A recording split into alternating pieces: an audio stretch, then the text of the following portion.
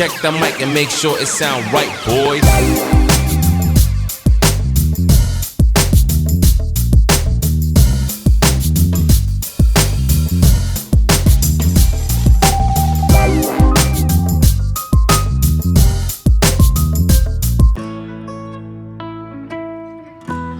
Nandito ang aking asawa.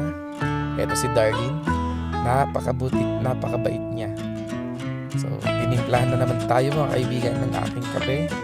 Ang favorite kong kape, ang green coffee. Vegetable in a drink. Salamat sa kumpanyang nag-imbento nito dahil kesa naman magkape tayo na nakakasira sa kidney, ito na lang, vegetable coffee. Ang green coffee ng First Vita Plus. So, ito yung kapeng bumago sa buhay namin. At samahan pa nito ang napakagandang view. Habang umiinom ng kape ay namnamin ang napakasarap na simoy ng hangin. Ayan. So bago natin simulan ang road tour mga kaibigan, samahan nyo kami sa pamamasyal sa iba't ibang lupalop ng Pilipinas. Ayan.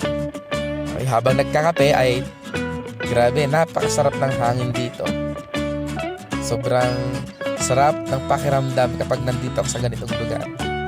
At bago simulan natin ang mahabang biyahe ng road tour, ay umpisan natin sa simpleng kape, sa simpleng umaga.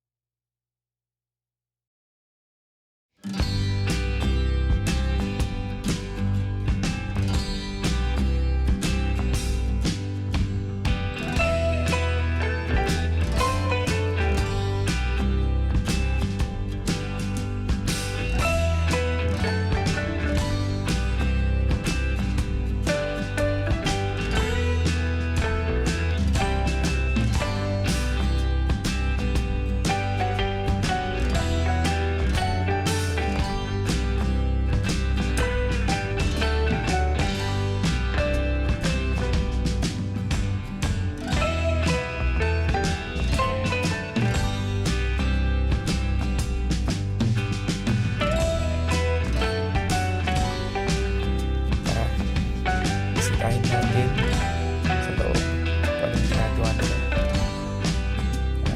Alam ko naghahanda na rin sila para makabiyahe.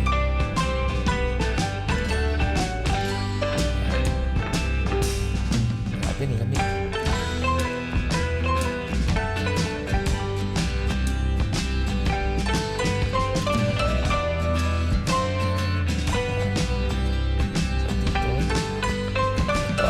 Sentro ng Mount Polis.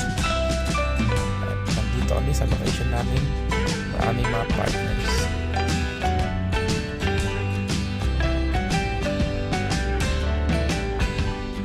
Hindi ko mabitawan ng kape na ito. Napakasarap.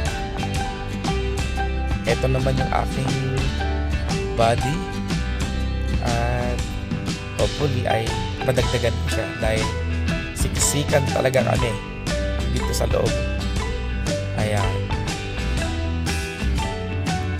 Hindi naman pwedeng maglagay ng gamit dito sa labas dahil maulan tsaka maaraw. Masisira yung mga gamit. Ito yung mga paninda nila. Pagdating sa gabi ay walang nagbabantay. Talagang ganun sila kabuti dito. Ganun sila kaayos. Nagtitiwala sila sa kapwa nila.